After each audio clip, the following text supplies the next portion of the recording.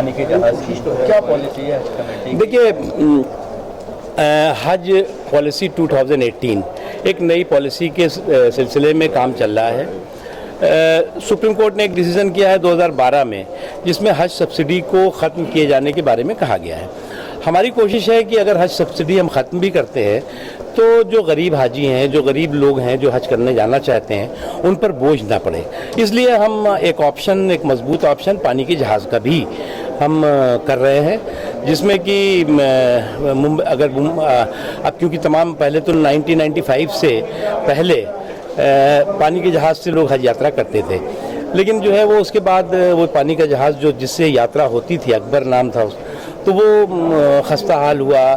फिर अब टेक्नोलॉजी बहुत तेज़ हो गई है, तो अच्छी टेक्नोलॉजी के साथ, अच्छी सुविधाओं के साथ पानी के जहाज़ से भी हज यात्रा हो सके, इसकी व्यवस्था हम कर रहे हैं। और सब्सिडी वक्त पर ख़त्म होती जा रही है, बिल्कुल ख़त्म हो जाएगी तो उससे किराया बहुत ज़्यादा बढ़ जाएगा। तो ये तो जो पानी से की मांग हमेशा ही रही है कि एयर चार्टर जो है डायरेक्ट उसको हायर किया जाए।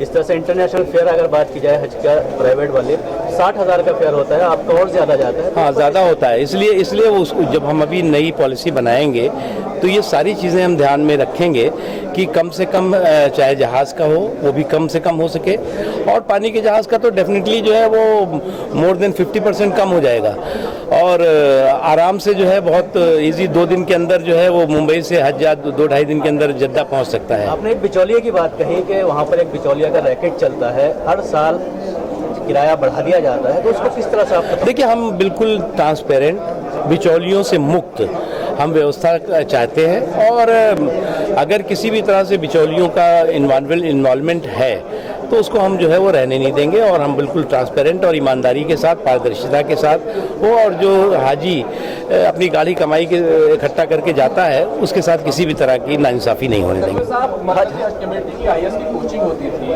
क्या वो कोचिंग बंद की जा रही है मुंबई की तरफ? नहीं, मैंने अभी मैंने कहा है वो शुरू होगी, बंद नहीं होगी, जल्दी, विद इन वीक।